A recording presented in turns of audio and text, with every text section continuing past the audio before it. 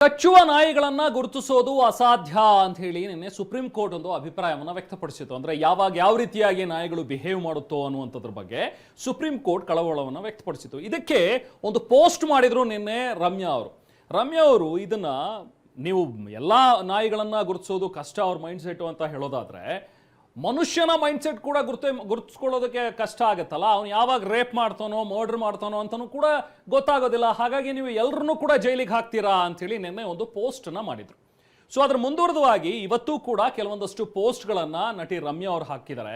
ನೋಡಿ, ಒಂದು ಫೋಟೋ ತೋರಿಸ್ತಾ ಇದೀವಿ, ಅದೊಂದು ವಿಡಿಯೋ ಶೇರ್ ಮಾಡಿದ್ದಾರೆ ಅವರು ಇನ್ಸ್ಟಾಗ್ರಾಮ್ನಲ್ಲಿ. ಈ ಎರಡು ವಿಡಿಯೋಗಳನ್ನ ರಮ್ಯಾ ಅವರು ಹಾಕಿರೋದು. ಒಂದು ಮಗು, ಚಿಕ್ಕ ಮಗು ಆ ನಾಯಿಗಳ ಜೊತೆಗೆ ಆಟ ಆಡ್ತಾ ಇರುವಂಥದ್ದು. ನೋಡಿ, ಇಲ್ಲೆಲ್ಲೂ ಕೂಡ ಆ ನಾಯಿಯಿಂದ ಆ ಮಗುಗೆ ಭಯ ಇದೆ ಅನ್ನೋ ರೀತಿಯಲ್ಲಿ ಕಾಣಿಸ್ತಾ ಇಲ್ಲ. ಯಾವತ್ತೂ ಕೂಡ ನಾಯಿಗಳು ಮನುಷ್ಯನ ಸ್ನೇಹಿತ ಅನ್ನುವಂಥದ್ದನ್ನ ಬಿಂಬಿಸೋ ರೀತಿಯಲ್ಲಿ ನಟಿ ರಮ್ಯಾ ಅವರು ಪೋಸ್ಟ್ ಹಾಕಿದ್ದಾರೆ. ಇನ್ನೊಂದು ಪೋಸ್ಟ್ ನಲ್ಲಿ ನೋಡಿ, ಒಬ್ಬ ಫಾದರ್ ಒಂದು ಚರ್ಚ್ ನಲ್ಲಿ ಅವರು ಒಂದು ಪ್ರೀಚಿಂಗ್ ಮಾಡ್ತಾ ಇದ್ದಾರೆ. ಫಾದರ್ ಅವ್ರ ಪಕ್ಕದಲ್ಲಿ ಅದೇ ತರದ ಒಂದು ಗೌನ್ ಅನ್ನ ಹಾಕೊಂಡು ಆ ನಾಯಿ ಪಕ್ಕದಲ್ಲಿ ನಿಂತಿದೆ. ಅದಾದ್ಮೇಲೆ ಆ ವಿಡಿಯೋನ ಹಾಗೆ ನೀವು ನೋಡಿದ್ರೆ ಗೊತ್ತಾಗುತ್ತೆ, ಆ ನಾಯಿ ಎದ್ದು ನಿಲ್ಲುತ್ತೆ.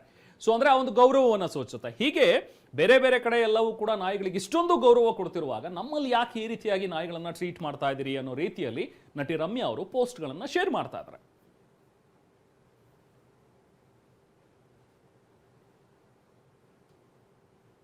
ಸೊ ಹೀಗೆ ನಟಿ ರಮ್ಯಾ ಅವರ ಸ್ಟ್ಯಾಂಡ್ ಏನಂತ ಹೇಳಿದ್ರೆ, ಮೊದಲೇ ಶ್ವಾನಪ್ರಿಯೆ ಆಗಿರುವಂತಹ ನಟಿ ರಮ್ಯಾ ಈ ರೀತಿಯಾಗಿ ಹೋಲ್ಸೇಲ್ ಆಗಿ ಎಲ್ಲಾ ನಾಯಿಗಳಿಗೂ ಕೂಡ ನೀವು ಅವುಗಳನ್ನ ತೆರವು ಮಾಡಿಬಿಡಿ ಅಂತ ಹೇಳುವಂಥದ್ದು ಸರಿಯಾಗೋದಿಲ್ಲ ಅಂತ ಹೇಳಿ ತನ್ನ ಶ್ವಾನ ಪ್ರೀತಿಯನ್ನ ಈ ರೀತಿಯಾಗಿ ಅವರು ತೋರಿಸ್ತಾ ಇದ್ದಾರೆ ನಟಿ ರಮ್ಯಾ.